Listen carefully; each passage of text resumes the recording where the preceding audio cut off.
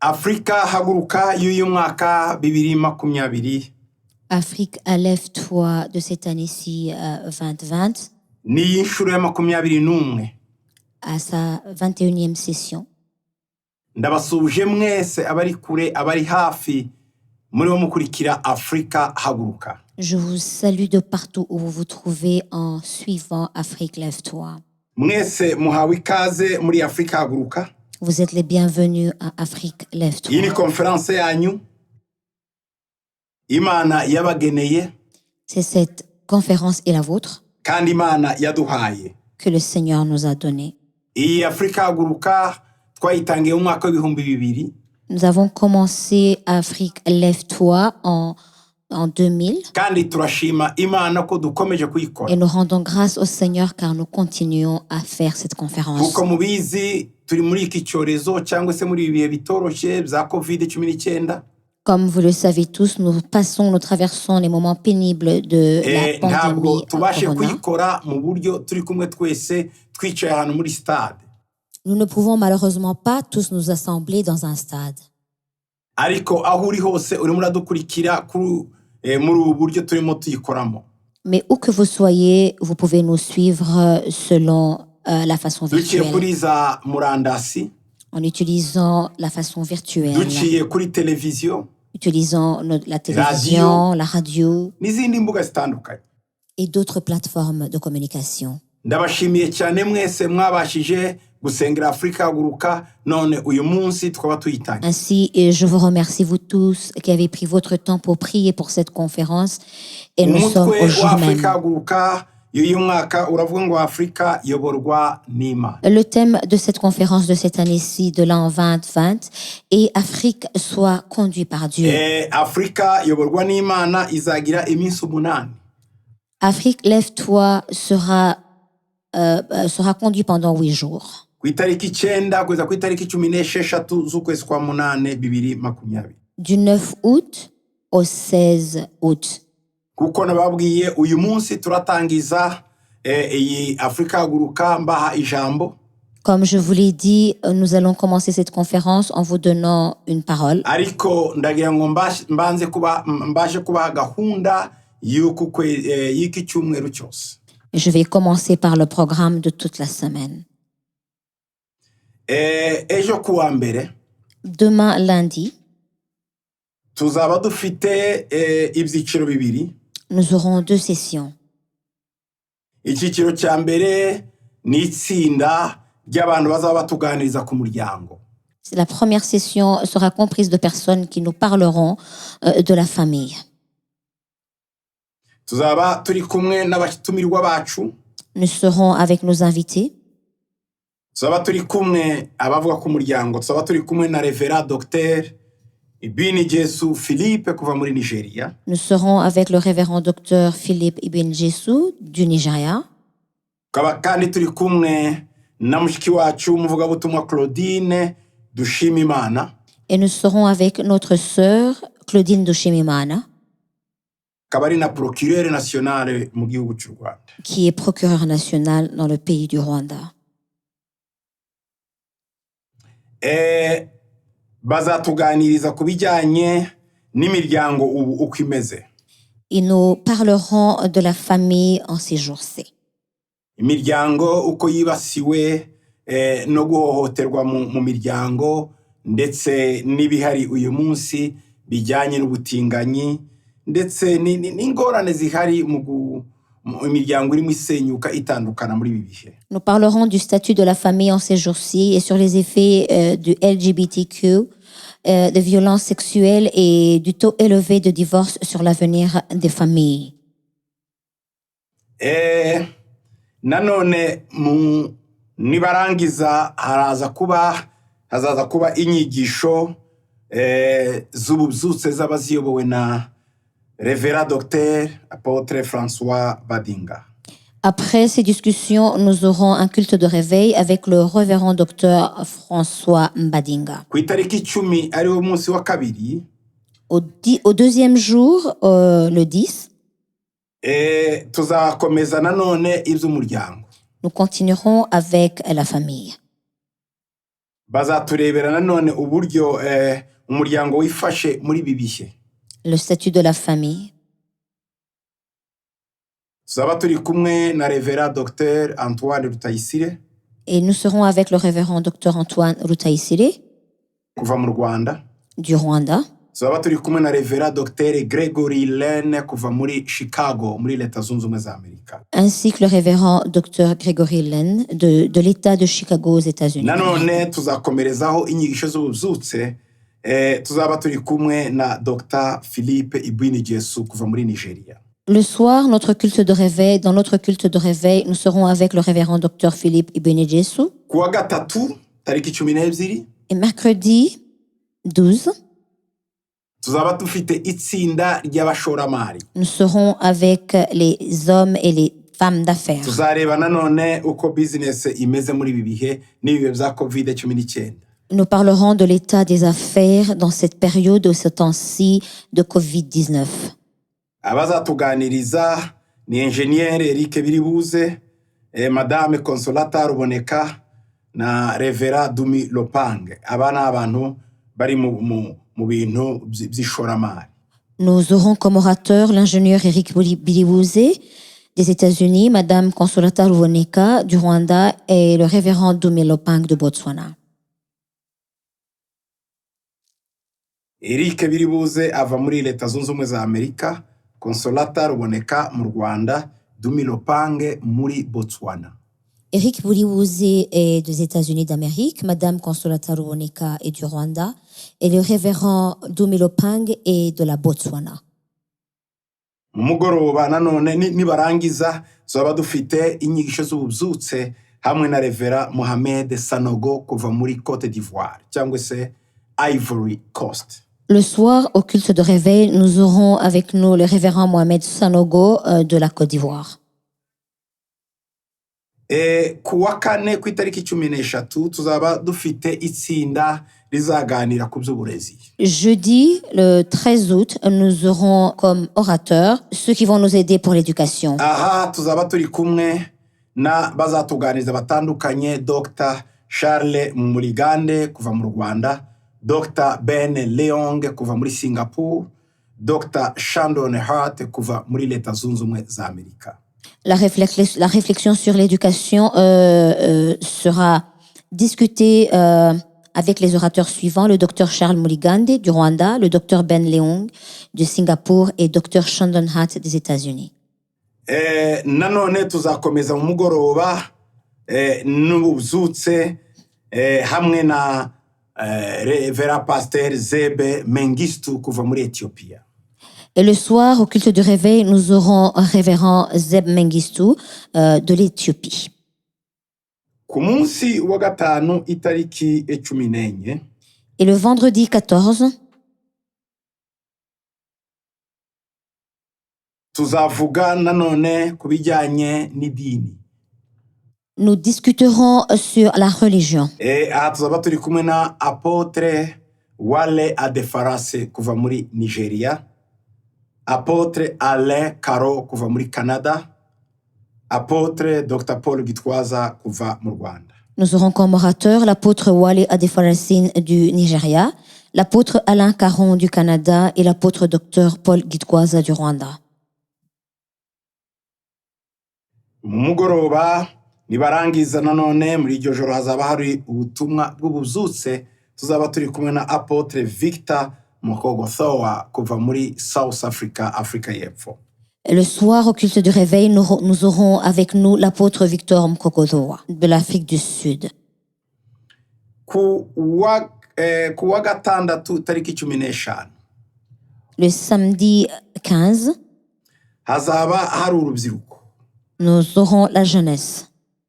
Tuzaba dufite Professeur Dr Vincent Anigobu kuva muri Nigeria. Et nous aurons comme orateur le professeur Dr Vincent Anigbo du Nigeria, Revera Dr Gregory Lane kuva muri Chicago, le révérend Dr Gregory Len de l'État de Chicago, Dr Ben Leong kuva muri Singapore, le Dr Ben Leong de Singapour na Pastor Didier Habimana kuva mu Rwanda. et le pasteur Didier Habimana du Rwanda.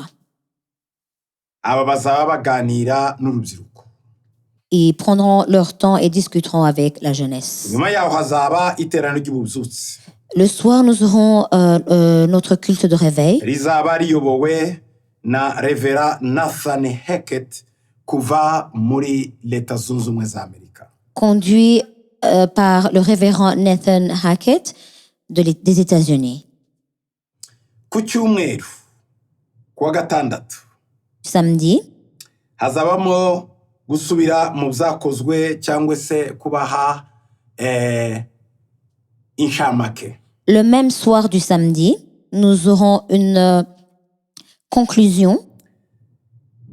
Tuzaba tuyobowe na Pastor Robert Runazi kuva mu Rwanda, Evangeliste Claudine Biribuze kuva muri Amerika, Pastor Didier Habimana kuva mu Rwanda, Prof Alfred Bizoza kuva mu Rwanda. Et nous aurons avec nous pour la conclusion les pasteurs Robert Runazi, l'évangéliste Claudine Biribuze, le pasteur Didier Habimana et le professeur Alfred Bizoza pour nous donner une conclusion de tout ce qui s'est passé durant la semaine. Hanyuma inyigisho z'ububyutse tuzaba dufite abigisha babiri, tuzaba turi kumwe na Apostle Wale Adefarase kuva muri Nigeria na Apostle Dr. Paul Gitwaza kuva mu Rwanda, turangiza Afrika Haguruka.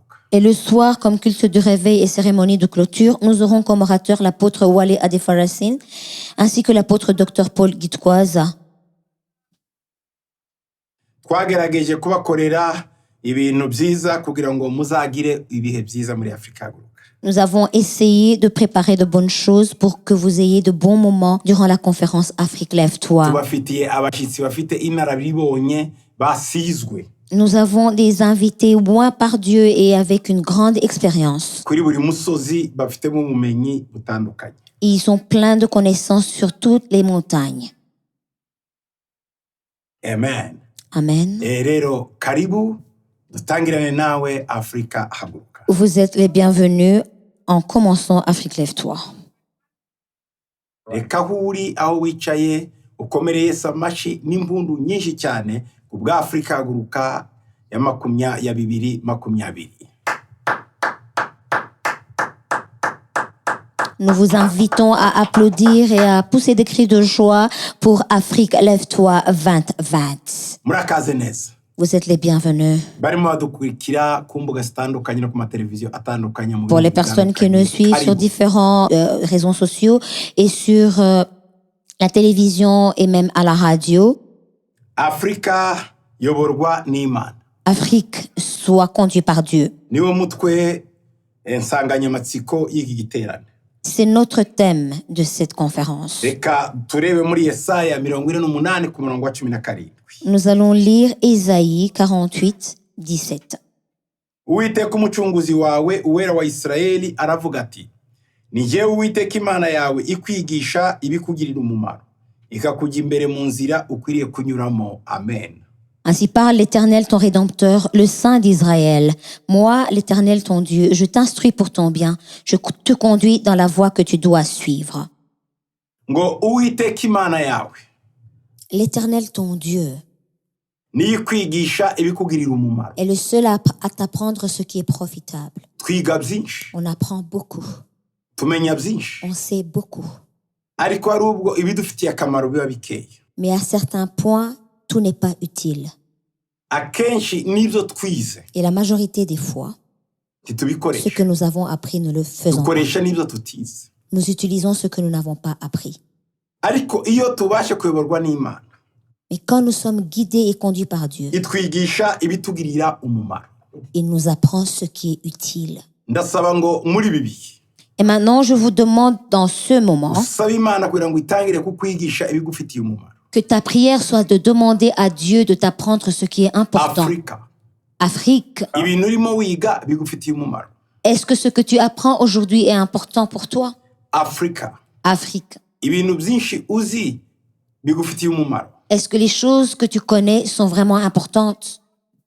Afrika, Afrique, ibyo waba urimo ukopya ukura hanze bifitiye Afrika umumaro. les choses que tu importes et que tu copies de l'extérieur sont-elles vraiment importantes? Ese iyo twigira ku bandi turebera ku bandi ibyabo byose bidufitiye Quand nous umumaro. apprenons, quand nous imitons les autres, est-ce que ce que nous apprenons d'eux est vraiment important? Afrika, Afrique, iki ni igihe ceci est le moment cyo kwigishwa n'Imana ibidufitiye umumaro. d'être enseigné, d'apprendre par Dieu ce qui est important pour nous. Ni igihe cyo kuyoborwa n'Imana ikadushyira ku ishuri ryayo. C'est le temps d'être conduit par Dieu et d'être dans l'école de Dieu. Ku ishuri ry'Imana Dans l'école de Dieu, twigishwa ibidufitiye umumaro. nous apprenons ce qui est important pour nous, ce qui est Ikindi utile ngo pour nous. izakujya imbere mu nzira ukwiriye kunyuramo. Il sera devant toi dans toutes les voies que tu dois suivre. Imana yashaka kukujya imbere, Dieu veut marcher devant toi. ikwereka inzira ugomba kunyuramo. Il veut que tu empruntes les voies Hari qu'il te abantu benshi montrera. batugiye imbere, Nous avons eu beaucoup de gens qui ont marché devant nous. abo bantu ntacyo batumariye, Ils ne nous ont pas été utiles. abo bantu ntacyo batugejejeho, Ils ne nous ont pas aidés. ntacyo ibyo badukoreye ntibyatugiriye umumaro. Ce qu'ils nous ont appris n'a pas été utile. Ni igihe Afurika tugomba Ainsi, c'est le moment où l'Afrique, nous devons kureka Imana ngo ituyobore. accepter que Dieu nous Hari guide. ibihe Afurika yaciyemo, Il y a des temps dans lesquels Afrique igihe est cya passée. kera yayobowe n'abami bayo, Il a été régi ou il a été guidé par ses rois, wasangaga buri gace ka Afurika gafite abami. là où tout territoire avait un roi. Muri buri Tout karere pays, toute province avait un wasangaga roi. hari abami bagize agace runaka. Et chaque roi avait un certain territoire. Ayo mami yagiye abaho. Et tous ces royaumes ont existé. Bukeye nanone Afurika iza kuyoborwa n'abakoloni, Un autre jour, l'Afrique a été dirigée par les colons. nabo baraza barayiyobora uko bumva. Ils sont venus et ils ont dirigé comme ils le pouvaient et comme ils Ari l'entendaient. ibyasizwe n'abami, ari ibyasizwe n'abakoloni. Ce qui nous a été légué par les rois et ce qui nous a été légué par les colons. Harimo bimwe byiza n'ibindi bitabaye byiza. Certaines de ce qu'ils nous ont appris étaient bonnes et Hari ubwo d'autres mauvaises. wasangaga umwana w'umuntu ari ku ngoyi ya mugenzi we, De temps en temps, tu pouvais avoir des gens qui sont esclaves de leurs propres frères cyangwa se ugasanga ari ku ngoyi y'abakoloni, ou bien esclaves des colons cyangwa se bakigishwa iby'ubuzima. ou bien être appris des choses de leur vie. Icyo gihe ibyo byose byabayemo. Tout cela fut. Nyuma y'abakoloni, Après les colons, Afurika yaje kuyoborwa n'abahungu bayo l'Afrique bayivamo. a été dirigée par ses propres fils qui sont nés Abasore de leur bari propre bahagurutse, terre. Ces jeunes hommes qui se sont bitwaje levés intwaro avec des armes kugira ngo babashe gukuraho abakoloni, pour pouvoir chasser les colons, cyangwa se babashe gukuraho abashizweho. pour pouvoir enlever ce qui avait été établi. Afurika yagiye isimbuzwa n'abakoze amakudeta. L'Afrique fut dirigée par des gens qui avaient fait des coups d'État. b'abasirikare. C'était des militaires. Buke Afurika iva muri urwo rwego ija mu rwego nanone ubwo bise ngo ni multipartisme, gushiraho amaparti menshi politique. À une autre époque, l'Afrique a adopté le régime du multipartisme, là où il y avait différents partis Abantu politiques. bava muri parti politique unique imwe yariho, none abantu bashiraho urubuga rw'amaparti politique menshi. Les gens quittèrent le parti qui était monopolisé ou bien un seul parti qui dirigeait et ils ont adhéré à plusieurs partis. Abo nabo barayobora. Ceux-là aussi ont dirigé. Ubu ndagira ngo nicyo gihe turimo. Et je pense que nous sommes dans cette ère. Il y a démocratie. L'ère de la Nubwo démocratie. demokarasi itari makaraho itarakomera hose muri Afurika, Même si la démocratie n'est pas très renforcée en Afrique. ariko byibuze urabona ko Afurika iyobowe Quand bien même l'Afrique est dirigée n'abana bayo. avec ses enfants. Ubwo rero hari ibyiringiro ko tuzagera tuva mu rwego tujya mu rundi. Ainsi, nous avons l'espoir que nous allons quitter un niveau pour aller à un autre niveau. Izo nzego zose maze kuvuga zabayeho: Tous ces niveaux que je viens de citer ont existé. abami, Les rois, abakoloni, les colons, abishizeho, ceux qui ont fait des coups ou bien qui se sont préétablis, abashizweho. ceux qui ont été élus. Ubu nicyo gihe turimo. Nous sommes dans ce moment. Imana rero iravuga muri 2020 Ainsi, Dieu dit en 2020, en l'année 2020, ngo Afurika iki ni igihe cyawe noneho uyoborwe nayo. Afrique, ceci est ton temps, c'est ton temps qui est Imana arrivé. iyobore Sois Afrika. guidé, sois conduit par Dieu. Et Kugira Dieu ngo va guider l'Afrique. Abanyafurika babashe kwinjira mu by'Imana yabateganyirije. Pour que les Africains puissent rentrer dans ce que Dieu a préparé pour eux. Ngo igiye kukwigisha ibikugirira umumaro. Il va t'apprendre ce qui est utile à toi. kandi ikakujya imbere mu nzira ukwiriye kunyuramo. Et t'apprendra et te guidera dans les voies que tu dois Umuntu emprunter. yakwibaza batese Imana izayobora Afrika gute? Tu peux te demander comment est-ce que Dieu va diriger ou conduire l'Afrique. Ese izabicisha izava he? Il le fera par où et comment. Buri muntu wese w'umunyafrika Tout Africain, Imana irifuza ko ikorana nawe. Dieu aimerait travailler avec. Kisi ikibazo gusa cy'abaperezida, Ce n'est pas un problème de président seulement. cy'abapasiteri, Ce n'est pas un problème de pasteur. cy'abashoramari, Ce n'est pas un problème d'investisseur. cy'abigisha. Ce n'est pas un problème d'enseignants et autres. Kuyobora Afrika Imana izakora izabicisha muri wowe nanjye.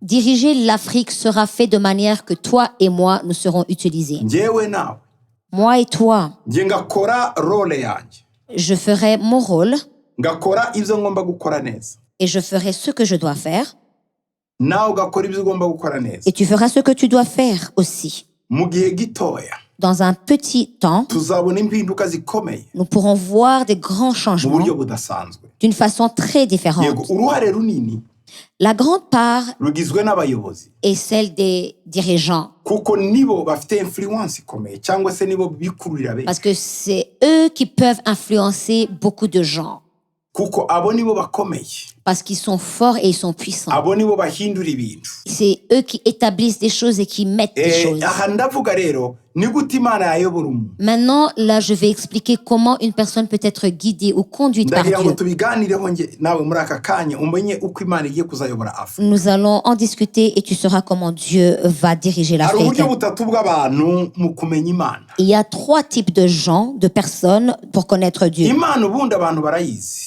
Les gens connaissent Dieu, abandi ntibayizi, d'autres ne connaissent pas Dieu. ariko abo bose Imana yabakoresha. Mais tout cela, Dieu peut les Ndavuga uburyo utiliser. butatu bw'abantu. Je vais mentionner 3 façons. Uburyo bwa mbere La première façon, ni abantu bazi Imana ariko badakora ubushake bwayo. c'est des gens qui connaissent Dieu mais qui ne font pas la Ni volonté de ukuvuga ngo Dieu.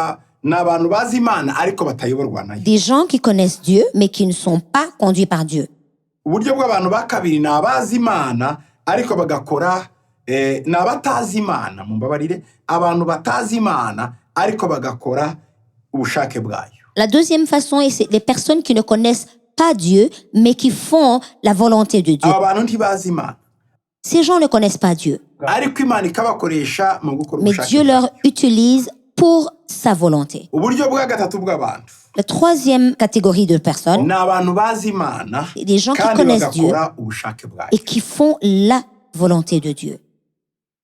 Muri aba bantu uko ari batatu mvuze, Parmi ces 3 catégories de personnes, sinzi aho uri, je ne sais pas où tu te trouves, ariko icyo nzi ni kimwe, mais ce que je sais, uri muri aba, tu es parmi ces 3 muri catégories. iyi groupe ntubura aho uri.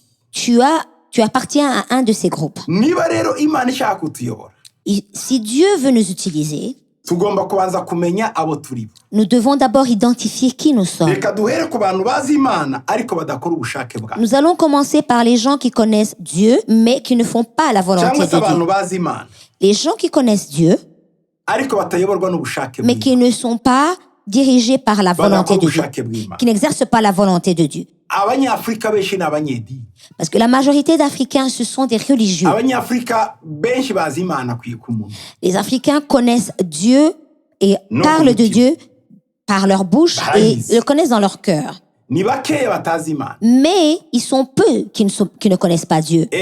Uhereye muri Afurika y'Abisilamu na Afurika yo munsi ya Sahara, Si tu commences par l'Afrique musulmane et l'Afrique subsaharienne, bose bavuga Imana. ces gens parlent de Dieu. N'abapfumu bo muri Afurika, Même les sorciers de l'Afrique. iyo yananiwe azabwira uwaje kugupfumuza iwe akabamubwira ngo ahasigaye n'aho Imana. Quand ils ne savent plus parler de leur divinité, ils vont dire à la personne qui leur consulte d'aller demander Dieu. Abapfumu bacu bazi Imana. Disons que nos sorciers connaissent Dieu aussi. Ubu bwoko nabwita ubwoko navuga bw'abanyedini. Là, je parlerai des gens religieux. Aba banyedini rero, Ces gens qui sont Bazi religieux, Imana. ils connaissent Dieu, ariko ntibemera ubushake bw'Imana. mais ils n'acceptent pas la volonté de Dieu. aba imana irifuza ko nabo bahindukira bagakora ubushake bwayo kugira ngo Afrika Dieu veut que ces personnes soient transformées, que ces gens changent et qu'ils kugira ngo fassent la mbivuge volonté neza de Dieu. tuzumve reka turebe urugero rw'umwami witwa Sawuli. Nous allons expliquer cela par un exemple du roi Saul. Sawuli turasoma muri Samweli wa mbere 15 ku murongo wa 18 kugeza kuri 28. Nous allons lire dans le premier livre de Samuel, chapitre 15, versets 18 à 28. Kandi akagutuma muri urwo rugendo akakubwira ati genda urimbure rwose b'abanyabyaha b'Abameleki ubarwanye kugeza aho bazashirira. None se niki cyaguteye kutumvira Uwiteka ukikubitira iminyago ugakora ibyangwa n'Uwiteka? Sawuli abwira Samweli ati ariko kumvira numviye Uwiteka, nagiye muri iyo nzira yanyoherejemo, nzana Agaga umwami w'Abamaleki n'Abamaleki ndabarimbura rwose. Ariko abantu nibo benzeho intama z'inka zarutaga izindi ubwiza muzarimburwaga, kugira ngo babitambire Uwiteka Imana yawe i Gilugali. Samweli aramusubiza ati mbese Uwiteka yishimira ibitambo byoswa n'ibindi bitambo kuruta uko yakwishimira umwumviye? Erega kumvira kuruta ibitambo kandi kwitonda kukaruta ibinure by'amasekurume y'intama. Kuko ubugome busa n'icyaha cy'uburozi, kandi n'udakurwa ku ijambo asa n'uramya ibishushanyo na terafimu. Ubwo wanze ijambo ry'Uwiteka nawe yanze kuba ku ngoma. Sawuli abwira Samweli ati naracumuye ubwo nishe itegeko ry'Uwiteka n'amagambo yawe, kuko natinye abantu nkabumvira. None ndakwinginze mbabarira icyaha cyanjye kandi uhindukirane nanjye kugira ngo nsenge Uwiteka. Samweli abwira Sawuli ati sindi gusubiraneyo nawe kuko wanze ijambo ry'Uwiteka nawe yanze ko uba umwami wa Isirayeli. Nuko Samweli agihindukira kugenda, Sawuli asingira ikinyita cy'umwambaro we uracika. Samweli aramubwira ati Uwiteka nawe aguciye ku ngoma ya Isirayeli uyu munsi ayihaye umuturanyi wawe ukuruta. L'Éternel t'avait fait partir en disant, va, aidez-vous par interdit ces pécheurs, les Amalécites. Tu leur feras la guerre jusqu'à ce que tu les aies exterminés. Pourquoi n'as-tu pas écouté la voix de l'Éternel? Pourquoi t'es-tu jeté sur le butin et as-tu fait ce qui est mal aux yeux de l'Éternel? Saul répondit à Samuel, j'ai bien écouté la voix de l'Éternel et j'ai suivi le chemin par lequel m'envoyait l'Éternel. J'ai amené Agag, roi d'Amélec, et j'ai dévoué par interdit les Amalécites.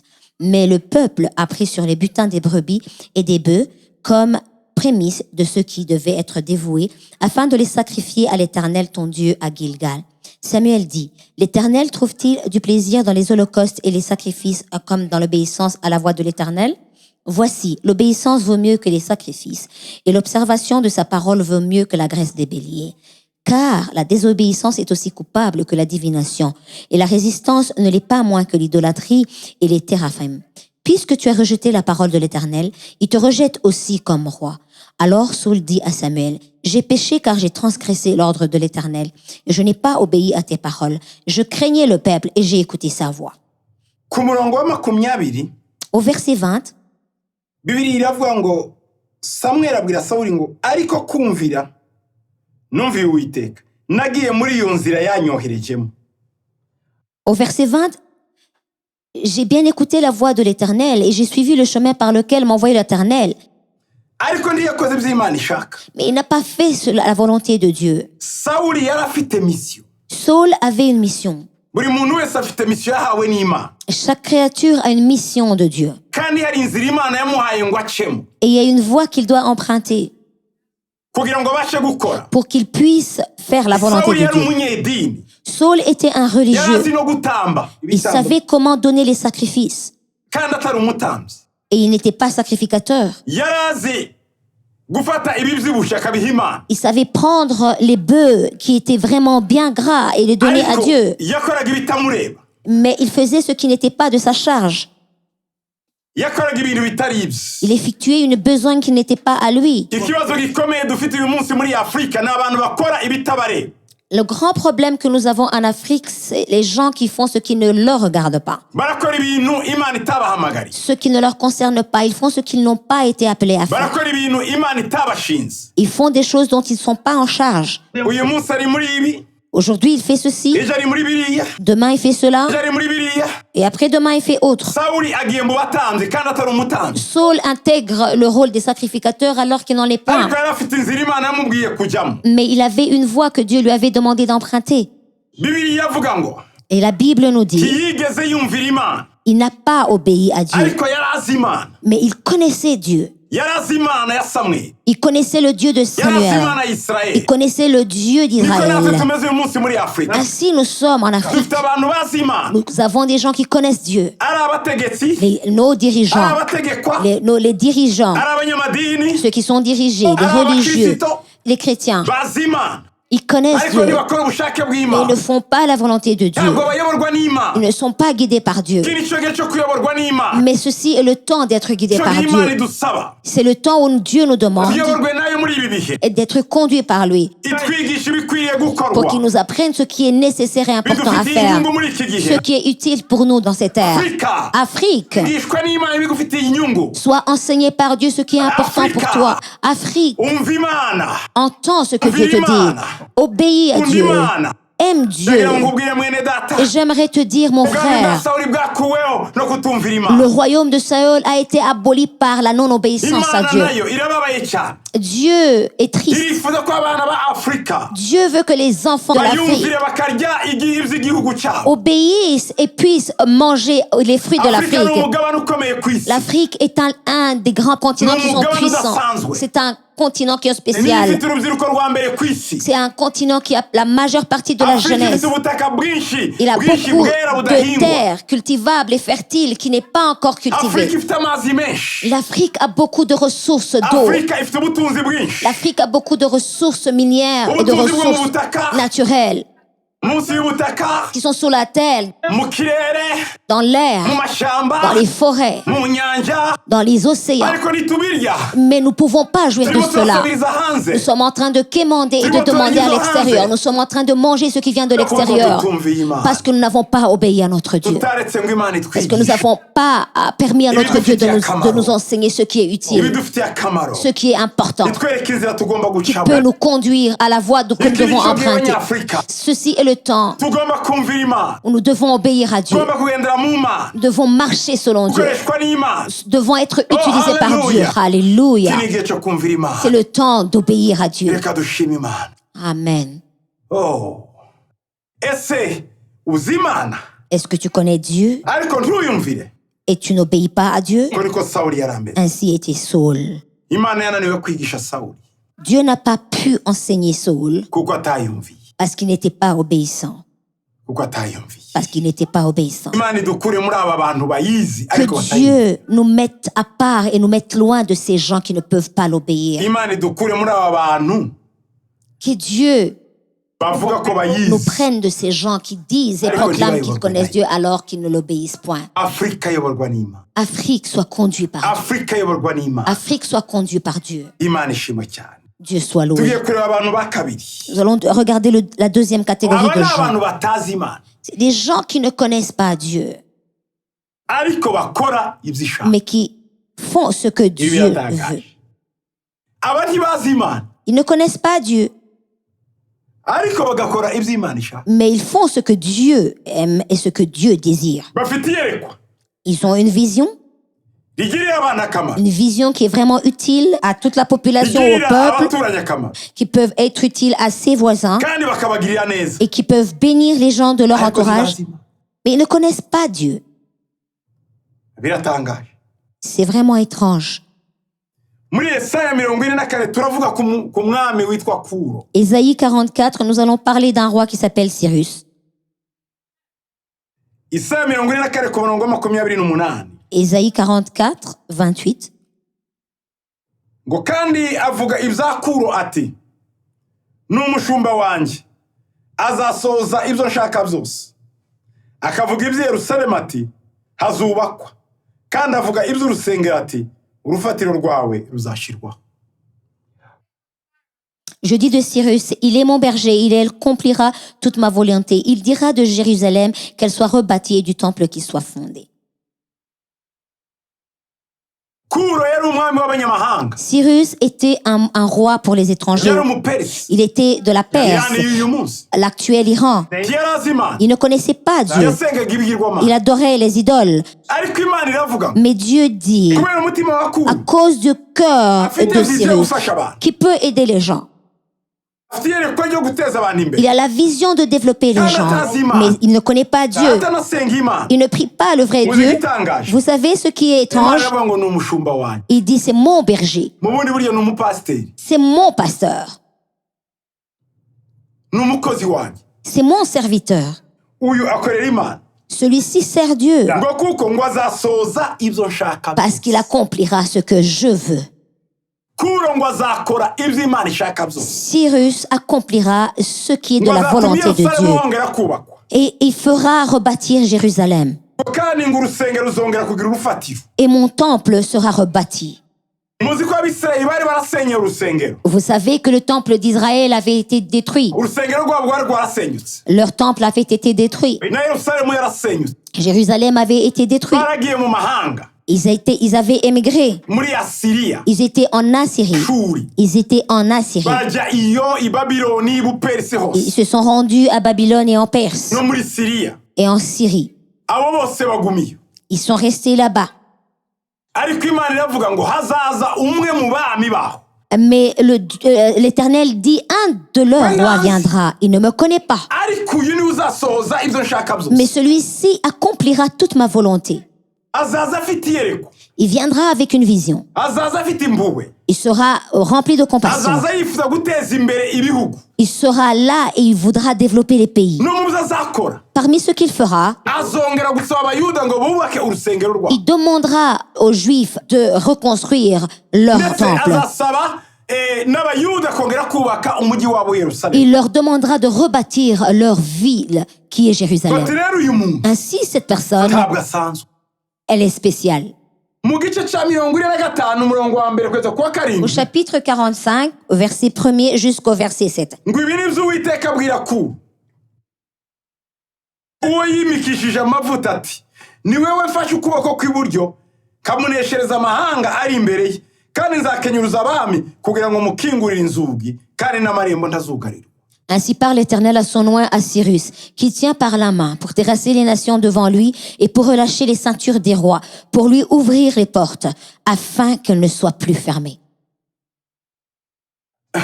Bibiri iravuga ngo Kuro nguwo nimikishije amavuta yari yarasizwe. La Bible nous dit que celui que j'ai oint, quand est-ce qu'il a été oint? Ubundi ni bande basigwa? Qui est oint? Hasigwa abakozi b'Imana. Il est oint les serviteurs de Dieu. Hanyuma n'abami bagasigwa. Et les rois aussi sont oints. Ariko rero n'abazi Imana. Mais ceux-là, c'est ceux qui connaissent Dieu. Ariko Kuro Mais maintenant, Cyrus, tazi Imana. il ne connaît pas Dieu. Ariko akora ubushake bw'Imana. Mais il fait la volonté de Imana Dieu. iravuga ngo nzamusiga. Et Dieu a dit, je vais Ngo l'oindre. namwimikishije amavuta. Je l'ai oint par ma main. Mufata ukuboko kw'iburyo. Et je lui ai pris par la main droite. Nzamuha kunesha amahanga. Et il va terrasser les nations. Ku murongo wa kabiri Imana igiye kumuyobora ngo nzakujya imbere ahataringaniye mparinganize nzamenagura inzugi z'imiringa n'ibihindizo by'ivyuma nzabicamo kabiri.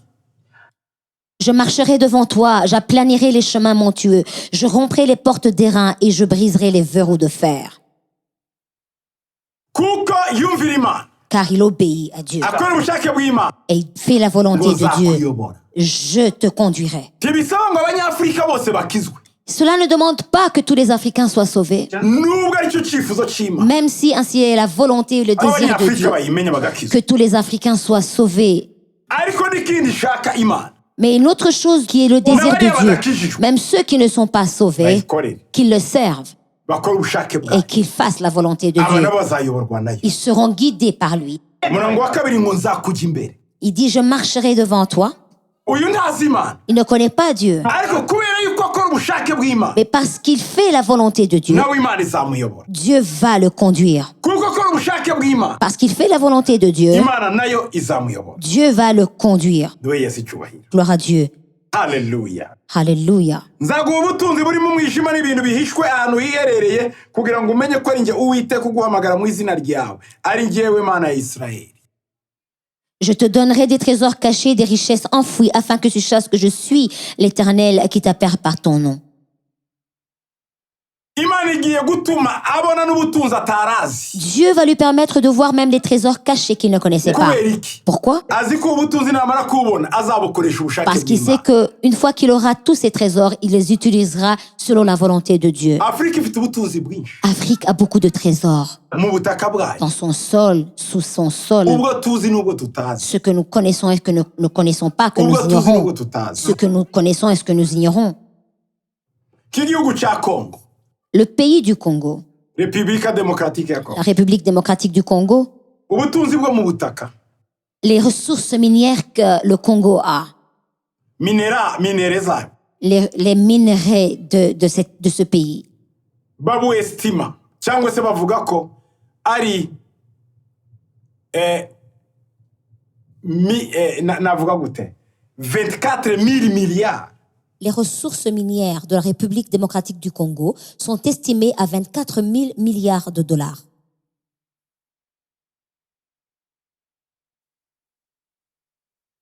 Yeah. 24 000 milliards. 24 000 milliards. Ibyo nibyo baestima. C'est une estimation, celle-là. Ariko harimo ibindi birenze. Mais il y a d'autres choses qu'ils ne connaissent pas, donc qu'ils ignorent. Titwavuze inzuzi zabo, Là, nous ne parlons pas des eaux. amashamba yabo, Nous ne parlons pas des forêts, des ressources des forêts. Nous ne parlons pas de l'air. n'ibindi bakora byinshi. Et nous ne parlons pas d'autres choses qu'ils font. Umubare munini w'abantu bafite. Et la grande population aussi. Naho bahinga. Et là où ils peuvent cultiver Ubutunzi gusa bwahari. des ressources ou bien les richesses qui sont au Congo. Urabona ibihugu by'Abarabu, Les pays arabes. Arabe. Les pays les pays des Émirats arabes.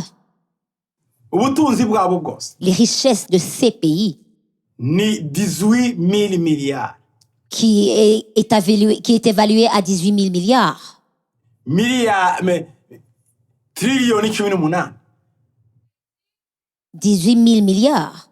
Congo, Le Congo, ubutaka gusa ni trillioni 24. sous son sol, $. c'est plus de 20 000 milliards. Zena ndiwumva trillioni icyo bivuga. Il est possible que tu ne comprends pas ces chiffres. Reka nkwereke.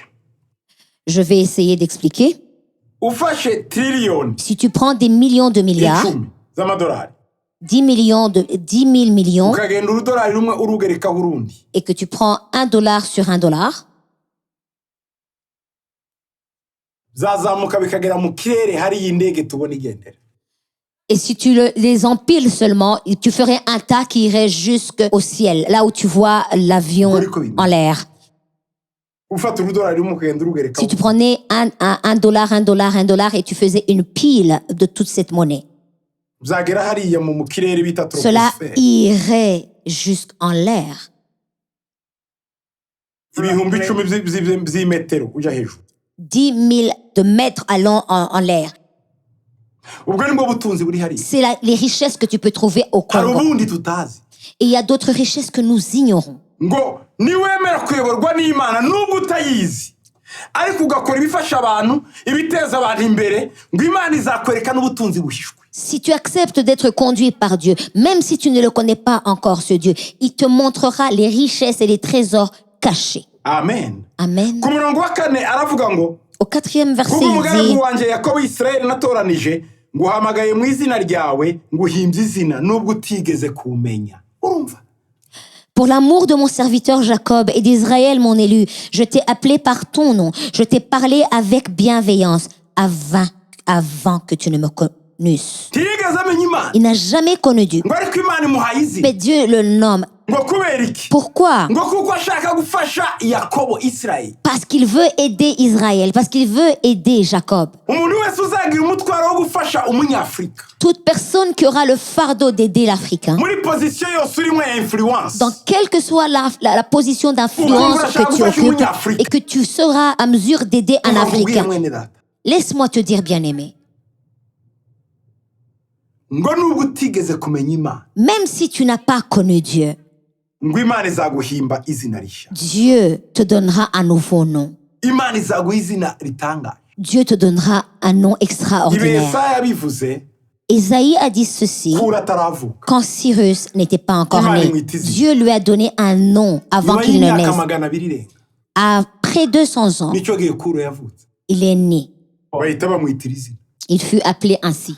kandi niwe wari kuba Abisirayeli Et c'est celui-là qui a relâché les Israéliens. muri Ezira igice cya mbere umurongo wa mbere Dans le livre d'Ezra, dans le premier aho chapitre. niwe wari kuba Abisirayeli ngo batahe baje kubaka urusengero C'est lui qui a relâché les Israéliens pour aller servir leur Imana Dieu. izakwita irindi zina Dieu te donnera un autre nom. Afurika Afrique. twitwa izina ritari ryo Oui, on a un nom qui n'est pas le nôtre. batwita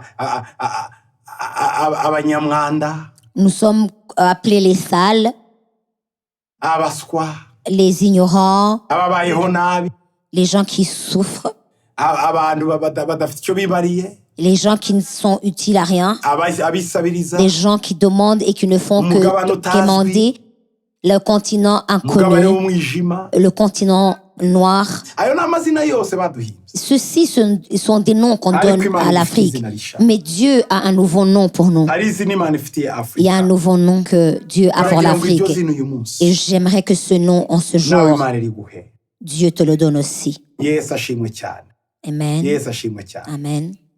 reka turebe umuntu wa gatatu Nous allons regarder la troisième personne. ni abantu bazi Imana kandi bagakora ubushake bwayo Et gens qui connaissent Dieu et qui font la muri volonté aba de bantu Dieu. Parmi ces ndafata personnes, urugero rw'umwami Dawudi je vais parler du roi David. Dawudi Je vais parler du yari roi afite David. umwihariko Il était spécial. utandukanye n'abandi Il était différent des autres. turebe mu gitabo cya Samweli wa mbere 13-14 1 Samuel chapitre 13, verset 14. Imana ibwira Sawuli yamubwiye amagambo Et quand Dieu parle à Saul, ngo ariko noneho ubwami bwawe ntibuzagumaho Imana ibwiye Sawuli ko ubwami bwe butazagumaho ngo Uwiteka amaze kwishakira umuntu umeze nk'uko umutima we ushaka kandi niwe Uwiteka yashyizeho kuba umutware w'ubwoko bwe kuko utumviye icyo Uwiteka yagutegetse. et maintenant ton règne ne durera point. L'Éternel s'est choisi un homme selon son cœur, et l'Éternel l'a destiné à être le chef de son peuple, parce que tu n'as pas observé ce que l'Éternel t'avait commandé.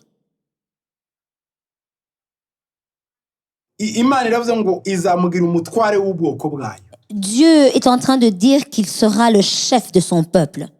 Urumva Imana kugira umutware w'abantu Dieu te faire le chef de son peuple, ni inshingano zikomeye. c'est une grande N'abantu responsabilité. bayo Son peuple, ntiyifuza ko baburara il ne veut pas que son peuple meure de faim ou de soif, ko barira que son peuple ko pleure, bavuza induru que son peuple crie, kuko ni abantu bayo. parce que c'est son peuple.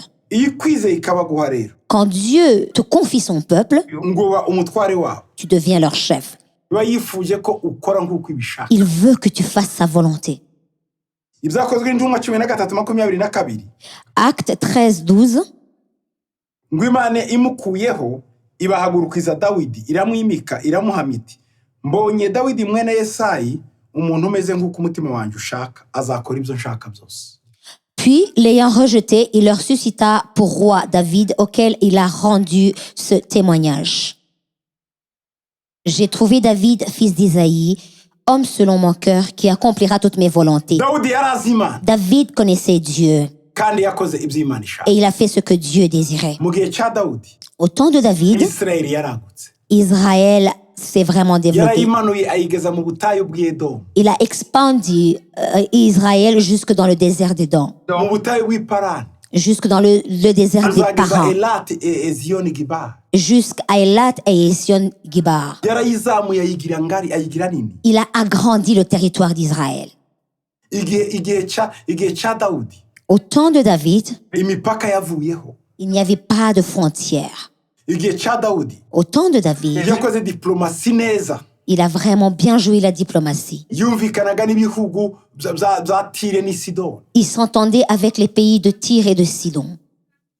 mu buryo niho yakuye ibiti byo kubaka Et c'est de là qu'il a acheté les beaux arbres pour pouvoir construire. imyela w'i Lebanon Les arbres de Liban. aho hose Là, yaraguye arakomeza il a expandi Muri tout le Arabie. territoire en Arabie. arakomeza muri Siriya. Il a continué en Syrie. Dawudi Imana yamuhaye igikundiro David avait la faveur de Dieu. ihema ry'Imana riratuzwa Et la tente de Dieu eut un lieu. abantu baba amahoro Et les gens avaient la paix. ayizana i Siyoni Il a ramené la tente à agarura Sion. kuramya mu gihugu Il a ramené la louange dans son pays. abantu bararya barahaga Les gens ont pu se nourrir et abantu boire. barishima Les gens se réjouissaient. amahoro aratemba Et il y avait la paix. amahoro aba menshi La paix était vraiment pleine igihe là-bas. cya Dawudi Donc, au temps de David, abafilisitiya baciye bugufi les Philistins se sont calmés, abanzi ba Isirayeli les ennemis igihe d'Israël. cya Dawudi Au temps de David, yarakomeje arazamuka no mu majyaruguru il a continué, il s'est rendu même au mu misozi y'i nord, Golani dans les montagnes de Golan. arakomeza hose Il a arahahindura continué et il a conquis tous ces igihe cya territoires. Dawudi Au temps de David, yubatse il iminara a construit des tours. yashyizeho umunara w'i Siyoni Il a mis la tour de Sion.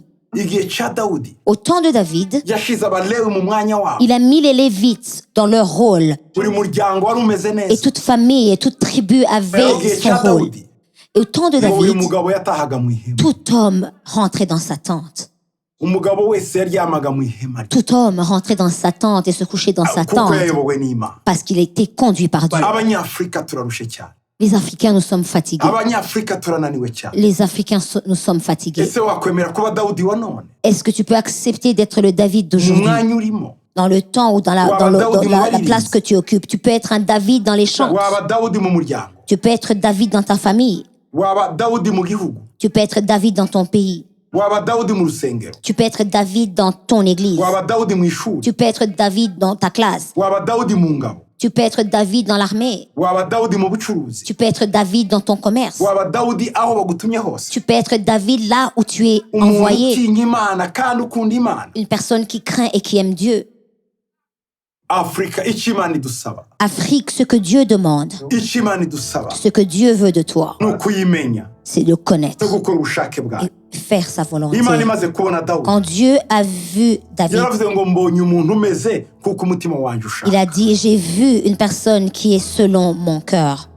ngo azakora ibyo nshaka byose Il fera ce que je Imana veux, ce que je irifuza gukora désire. byinshi Dieu aimerait faire beaucoup de Imana choses. irifuza gukora ibihambaye Dieu aimerait faire beaucoup de ariko choses, iciye muri wowe mais il le fera par toi. wakwemera kuba umuyoboro Est-ce que tu peux devenir Imana icishamo imbabazi un zayo canal par lequel Dieu va passer sa icishamo miséricorde? urukundo rwayo Il va passer son amour, icishamo ubukire bwayo qui va passer ses richesses, icishamo impuhwe zayo qui va passer sa compassion, icishamo gutabara kwayo qui va faire passer sa volonté, icishamo ubutunzi bwayo qui va faire passer ses richesses, icishamo gukomera qui kwayo va faire passer sa force, icishamo icyubahiro cyayo qui va faire passer sa gloire, icishamo ubwiza qui bwayo va faire passer sa beauté. ese waba uhari mwene data Est-ce que tu es disponible? ese waba uhari mwene data Est-ce que tu es disponible? ndagusaba ngo muri iki gihe cya Afurika guru J'aimerais te demander en ce temps d'Afrique, uje muri lève-toi. aba bantu Sois parmi ces gens bazi Imana qui connaissent Dieu kandi bakora ubushake et qui font la volonté de Dieu, uzazana qui iterambere vont amener le développement, uzafasha benshi qui vont aider beaucoup de gens, uzakomeza benshi qui vont renforcer Tugiye beaucoup de gusenga. gens. Nous allons prier. ugiye gusengana nawe